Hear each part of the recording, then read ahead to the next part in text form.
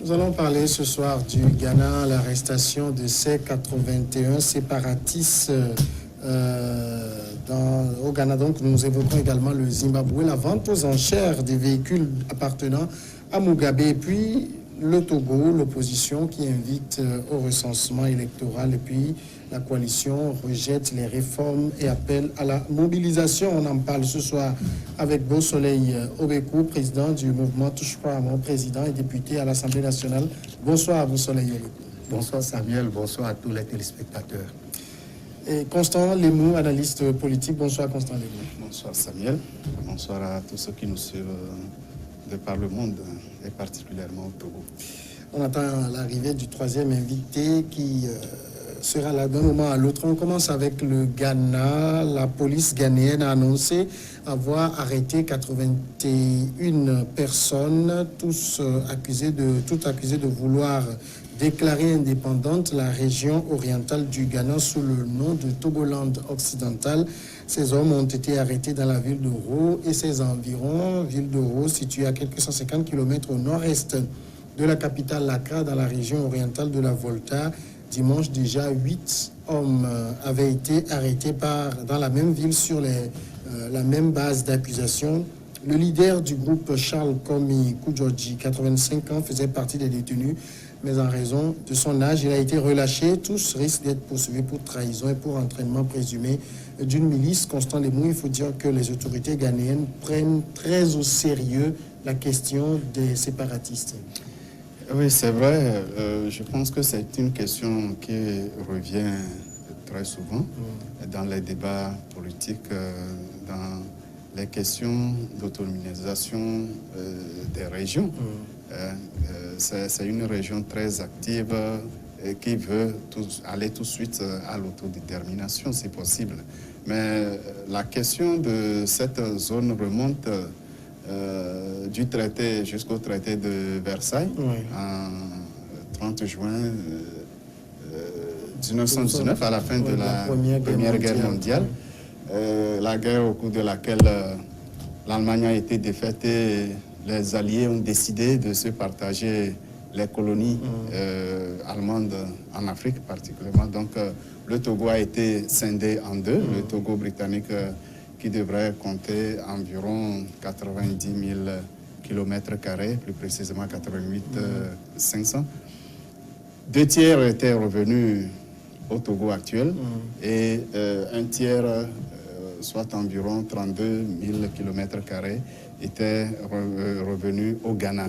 Mais comment ça s'est passé? C'est que et la France et la Grande-Bretagne qui étaient chargées du tutorat, je peux l'appeler ainsi, de ces deux portions de Togoland, chacun donc voulait rattacher la portion qui lui revenait à sa colonie même. La Grande-Bretagne avait comme colonie la Gold Coast et la France le Dahomey. Mais la partie qui était sous tutorat française, le Togo actuel, n'a pas accepté ce ralliement à l'indépendance, ce ralliement avec le Dahomey pour former le Bénin actuel. Donc, cette portion a évolué vers l'indépendance, alors que Kwame Nkrumah, qui était déjà, disons, pressenti président de la Gold Coast, puisque le Ghana avait déjà son autodétermination en 1956, et ils ont organisé un référendum qui a abouti à un vote populaire, disons, reliant la partie est au Ghana. Je veux dire la partie ouest du Togo, Togoland au Ghana. Mais là, il faut avouer que ça s'est passé le moins dans les règles de l'art, dans la mesure où le tutorat confié à ces deux colonisateurs, ce tutorat ne donnait aucun droit d'organiser un tel référendum. Alors, je pense que jusqu'à présent, cette zone, les populations de la zone est du Ghana, donc ce qu'on a appelé toujours le Volta Region, n'a pas encore complètement intégré la République du Ghana. C'est pourquoi ce mouvement créé depuis 1994 continue de réclamer l'autodétermination ou revenir vers l'actuel Togo et retrouver vraiment le territoire anciennement colonisé par l'Allemagne. Mais ce serait, les autorités ghanéennes ont pleinement raison d'être très remontées contre ce mouvement parce que c'est une zone très importante pour l'économie du Ghana, du point de vue agricole, mais aussi du point de vue des ressources non agricoles. Oui, c'est cela, hein, Beausoleil, qui pose problème aujourd'hui. Le Ghana n'acceptera jamais que cette partie fasse sécession. Oui, et l'intégrité du territoire ghanéen est en jeu. Donc, ils n'accepteront jamais, les autorités ghanéennes n'accepteront jamais, et ils ont raison de pouvoir lutter contre ce mouvement, cette insurrection sécessionniste. Donc, j'ajoute que depuis même le référendum, surtout la partie sud et sud-ouest du Togo, bien sud-est du Ghana, où le mouvement est formé, présentement, n'a pas digéré ce rattachement au Ghana. Vous êtes sans savoir que des familles ont été séparées. Et je sais ce que je dis par rapport à la région de la préfecture de Wawa, où au niveau de Kédébi, les gens continuent même à aller aux funérailles. Les gens quittent le Togo pour aller aux funérailles au niveau de Kédébi, de Kadiakrom et jusqu'à Djaska. Donc toute cette région appartenait au Togo. Donc ils accusent aussi l'État ghanéen de les avoir délaissés par rapport aux autres régions, aux autres parties du Ghana. Donc ça serait très difficile pour que ce mouvement aboutisse, mais ils le tiennent parce que depuis que cette portion ou bien cette région a été rattachée au Ghana, ils n'ont pas digéré, ils n'ont pas accepté. Et ils rêvent toujours de revenir, d'abord de revenir, il y a pour d'autres, de revenir à la terre-mère. Et quand vous prenez le nom de leur association, Homeland, Togoland occidental, c'est le pays qu'ils veulent créer. Voilà, mais l'association c'est Homeland, ça veut dire terre natale, je crois. Et puis leur mouvement, ce n'est qu'une étude.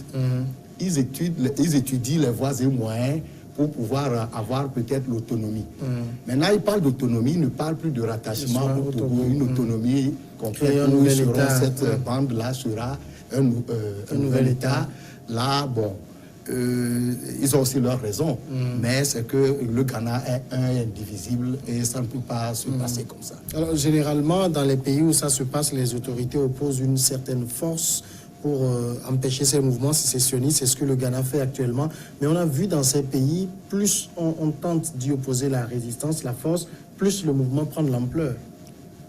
Effectivement, les autorités ghanéennes, comme je l'ai dit précédemment, ont vu la gravité du problème.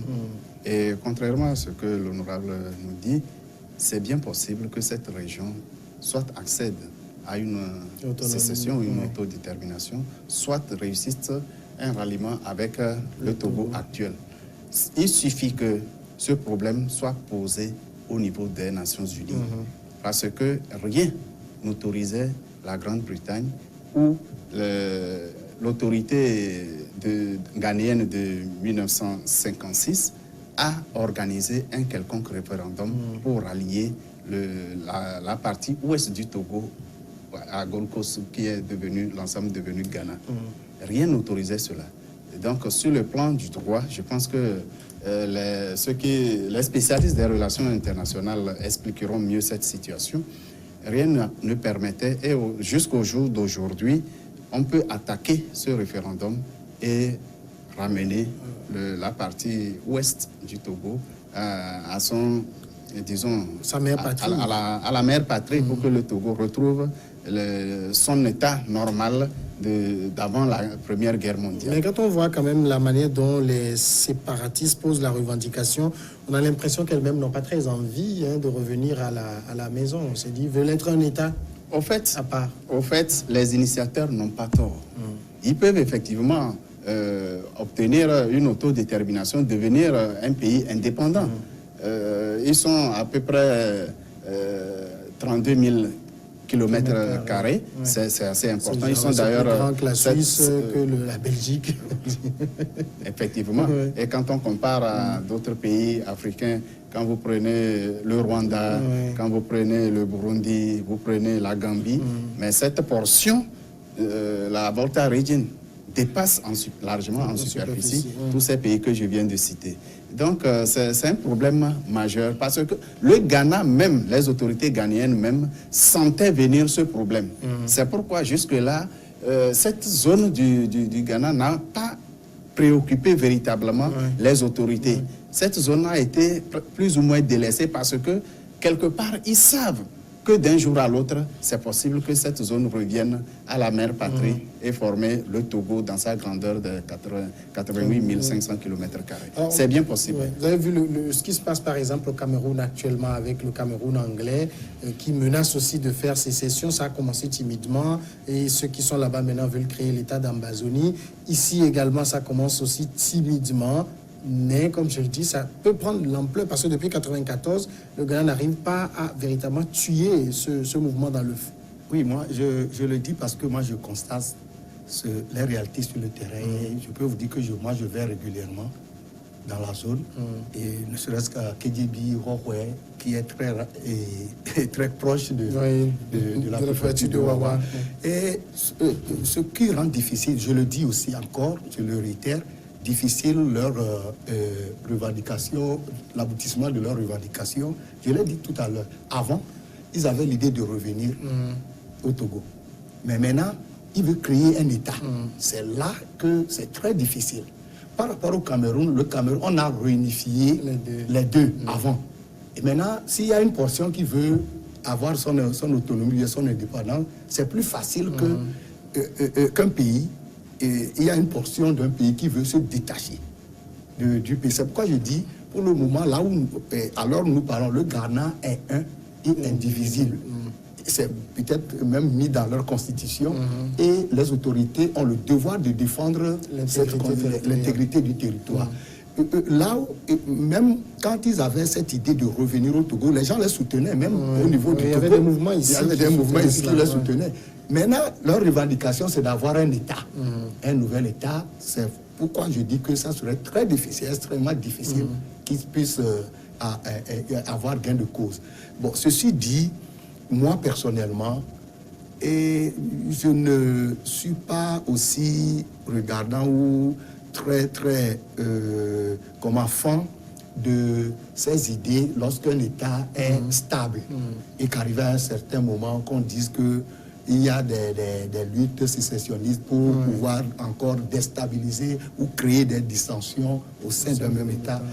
Moi, personnellement, je ne la cautionne pas. C'est pourquoi je dis que... Et quand vous prenez, à chaque fois, nous sommes au XXIe siècle et aucun État, même que ce soit au niveau européen, partout, n'accepte qu'une partie de son territoire. On l'a vu tout récemment au niveau de Barcelone. Voilà. On va marquer la pause, on revient tout de suite après.